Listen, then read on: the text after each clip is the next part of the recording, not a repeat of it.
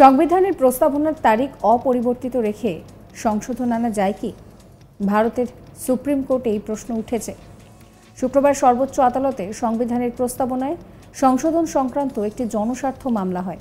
তখনই বিচারপতি সঞ্জীব খান্না এবং দীপঙ্কর দত্ত এই প্রশ্ন তোলেন। সুপ্রিম কোর্টে দাখিল হওয়া এই মামলার উদ্দেশ্য সংবিধানের প্রস্তাবনা থেকে সোশ্যালিস্ট বা সমাজতান্ত্রিক এবং সেকুলার বা ধর্মনিরপেক্ষ শব্দ দুটো বাদ দেওয়া।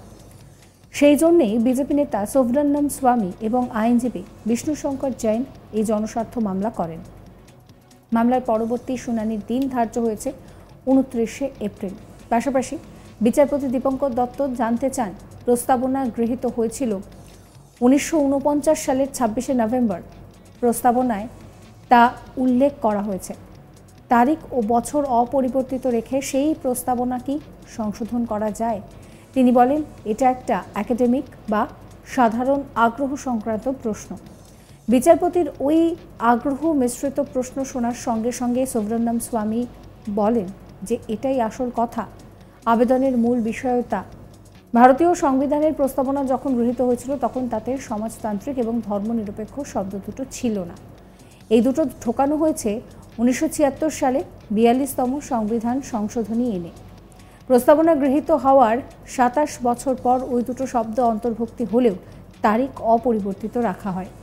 দুই আবেদনকারী সেই প্রশ্ন তুলে বলেছেন যে ওই কাজ অবৈধ, সংসদে আলোচনা না করে ওই সংশোধন আনা যায় না। সুব্রহ্মণ্যম স্বামী বলেন যে ওই সংশোধনী আনা হয়েছিল সেই সময়ে যখন দেশে জরুরি অবস্থা জারি ছিল, ইন্দিরা গান্ধী প্রধানমন্ত্রী ছিলেন।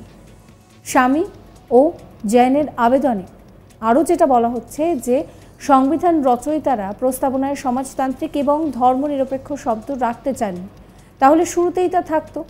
ওই দুই শব্দ প্রস্তাবনায় জোর করে ঢোকানো হয়েছে। বিচারপতি দত্ত সেই সময় মন্তব্য করেন যে সম্ভবত এটা একমাত্র প্রস্তাবনা যেখানে নির্দিষ্ট তারিখ এবং বছরের উল্লেখ রয়েছে। আইনজীবী জৈন বলেন যে প্রস্তাবনায় তারিখ ও বছর লেখা থাকার কারণে তা আলোচনা ছাড়া সংশোধন করা যায় না।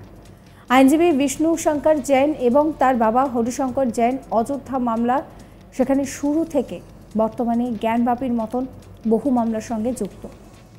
আবেদনে বিশ্বম বলেন, ধর্মনিরপেক্ষতা ও সমাজতন্ত্র ভারতের সংবিধানের জন্মগত সহজাত মৌলিক অধিকার।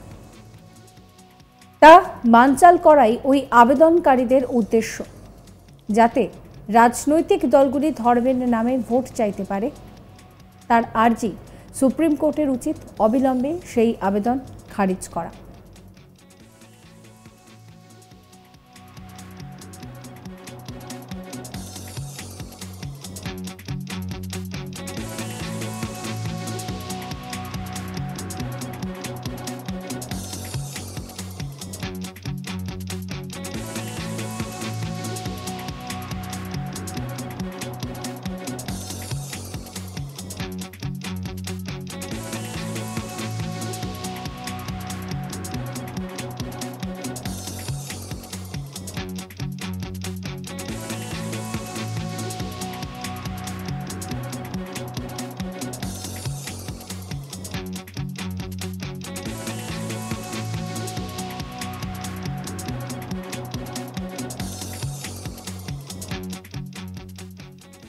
সংবিধানের প্রস্তাবনার তারিখ অপরিবর্তিত রেখে সংশোধন আনা যায় কি?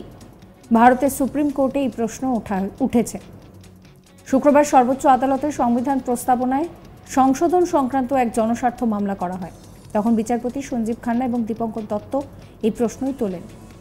সুপ্রিম কোর্টে দাখিল হওয়া এই মামলার উদ্দেশ্য সংবিধানের প্রস্তাবনা থেকে সোশ্যালিস্ট বা সমাজতান্ত্রিক এবং সেকুলার বা ধর্মনিরপেক্ষ শব্দ দুটি বাদ দেওয়া। সেই জন্য বিজেপি নেতা সুব্রহ্মণ্যম স্বামী এবং আইনজীবী বিষ্ণু শঙ্কর জৈন এই জনস্বার্থ মামলা করেছেন।